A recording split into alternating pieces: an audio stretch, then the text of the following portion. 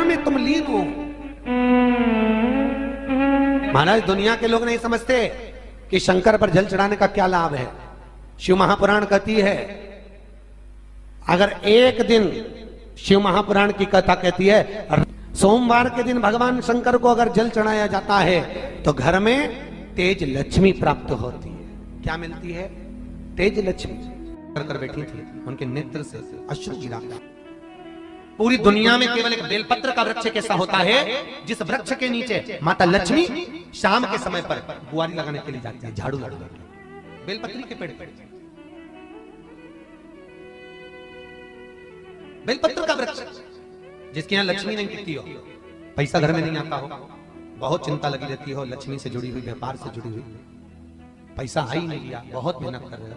सोमवार की सोमवार 5 सोमवार बेलपत्री के पेड़ के नीचे एक घी का दिया लगाना चालू कर दीजिए। शाम के समय थोड़ी सी मिट्टी बेलपत्री के पेड़ के नीचे की उठाकर लिया, घर के अंदर लाकर इतनी सी मिट्टी लाकर पटक दीजिए। 5 सोमवार करके देखो, छठे सोमवार पे करने की जरूरत नहीं पड़ेगी, व्यापार अपने आप बढ़ना चालू हो जाएगा। लक्ष्मी शाम के समय पर प्रतिदिन बेलपत्र के पेड़ के नीचे बुआरी लगाना। शंकर भगवान की प्रियता बेलपत्र। पहले भी कथा में कहा, फिर कहते हैं, जिस व्यक्ति के जीवन में धन, संपदा, वैभव, सत्ता, लक्ष्मी की थोड़ी भी कमी दिखती हो, उसको बेलपत्री के वृक्ष का पूजन चालू कर देना चाहिए। जाओ सोमवार के दिन बेलपत्र वृक्ष के नीचे जल चढ़ाकर, जल का सिंचन कर कर, उसी बेलपत्र के नीचे शाम के समय पर संध्या काल में, प्रदोष काल में भगवान देवाधिदेव महादेव गौरी शंकर का स्मरण करो। बेलपत्र की जड़ की ओर, बेलपत्र की तना की ओर, बेलपत्र के वृक्ष की ओर तुम्हारा मुख हो। कोई आसन नहीं, कोई आसन नहीं, केवल बेलपत्र के वृक्ष की ओर तुम्हारा मुख हो।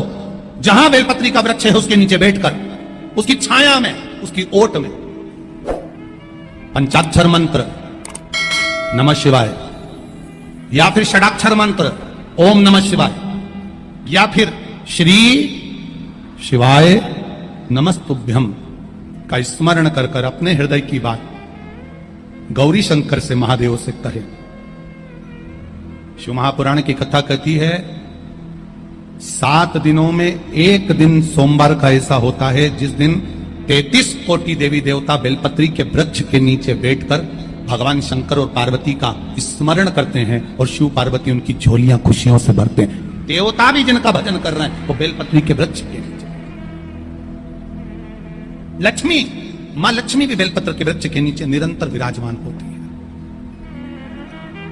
और आप लोगों से एक निवेदन और करना चाहेंगे, ये मनुष्य का शरीर जब तक रहे, ये मानव की देह जब तक रहे, जिंदगी में एक बेलपत्री का वृक्ष अपने रहते रहते कहीं पर भी लगाना, उसको बड़ा करना, उसको बड़ा कर कर जैसे अपने बच्चे को बड़ा करते हो ऐसे लगाकर बड़ा कर कर महादेव से कहना कि मैंने अपनी जिंदगी में, मैं मर भी जाऊं, मेरे प्राण छूट भी जाएं, मेरे जाने के बाद मेरे घर के लोग एक लोटा जल चढ़ाएं ना चढ़ाएं, बेलपत्री चढ़ाएं ना चढ़ाएं, पर ये वृक्ष मैंने बेलपत्री का लगा दिया, अगर मैं मर भी गई तो मेरे मरने के बाद भी मेरे हाथ की बेलपत्र महादेव को चढ़ती रहेगी, महादेव को प्राप्त होती रहेगी।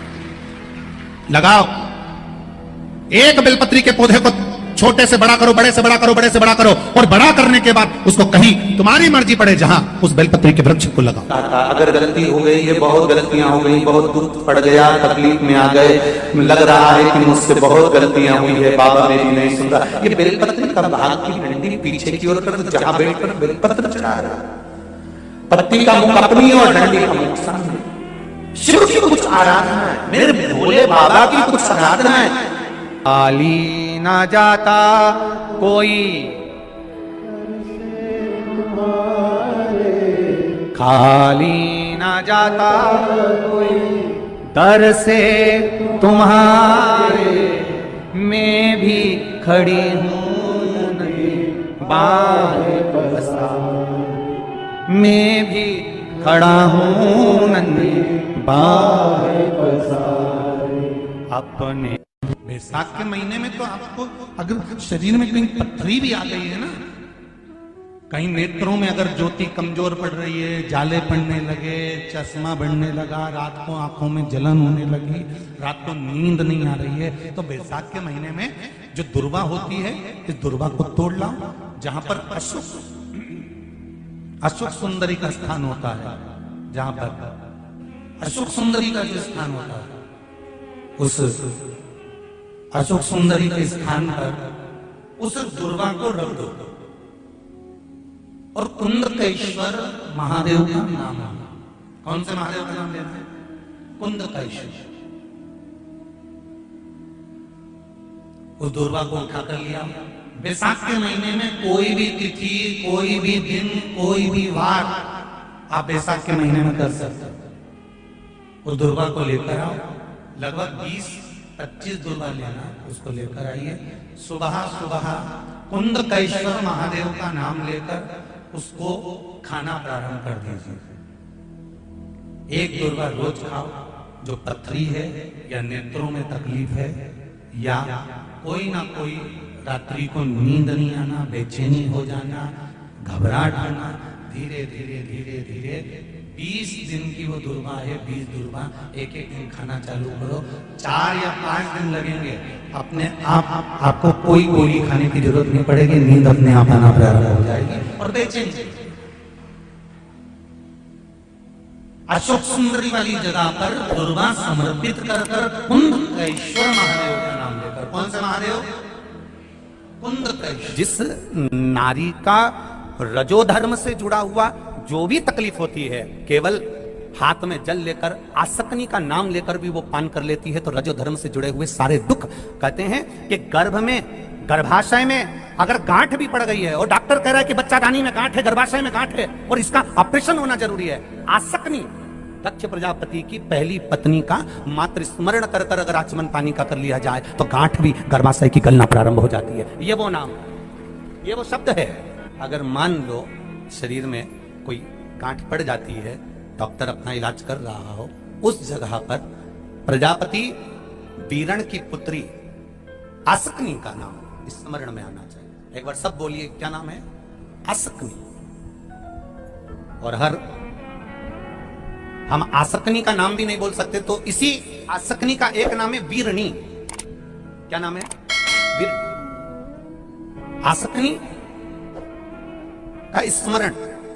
अगर गांठ भी गर्भाशय में है और डॉक्टर बोल रहा है कि ऑपरेशन है, कराना है, डॉक्टर साहब से कहना, साहब जल्दी तो नहीं है ना, 15 दिन का समय तो मिल सकता है या 10 दिन का समय तो मिल सकता है इसका ऑपरेशन कराने के लिए।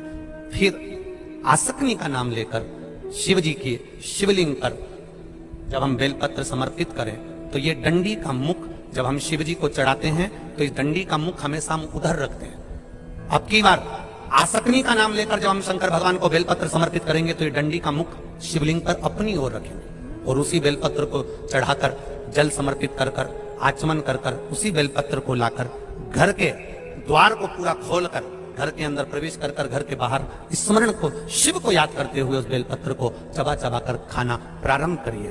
10 दिन मांगिए आप, ये 10 दिन के बाद मैं ऑपरेशन कराऊंगी, मना नहीं, पर एक बार मैं मेरे महादेव का नाम का स्मरण करना चाहती हूँ, एक बार शिव तत्व को जान। क्या नाम है? जम के बोलो, नाम बोलो फिर से। आसक्ति। इस नाम की मूलता का स्मरण करिए। वीरणी आसक्ति।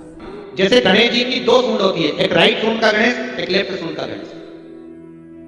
कौन कौन सी सूंड का? राइट सूंड और लेफ्ट सूंड। राइट सूंड का गणेश घर में होना चाहिए और लेफ्ट सूंड का गणेश आपका कोई ऑफिस हो, जहां से आप अपना धंधा कर रहे हैं, नौकरी कर रहे हैं, सर्विस कर रहे हैं, काम कर रहे हैं, बिजनेस कर रहे हैं, या आप अपनी कोई भी कुर्सी के ऊपर बैठते हैं किसी कमरे में जाकर, उस कमरे के अंदर लेफ्ट सूंड का अगर गणेश होगा तो आपकी तरक्की को, आपकी उन्नति को दुनिया में कोई नहीं रोक सकता। और अगर जिस स्थान पर बैठकर आप बिजनेस कर रहे हैं, कमा रहे हैं, उस स्थान पर अगर राइट सूंड का गणेश होगा तो आपकी तरक्की नहीं, वहां लेफ्ट सूंड का गणेश होना चाहिए। और घर में जम के बोलो, राइट सूंड।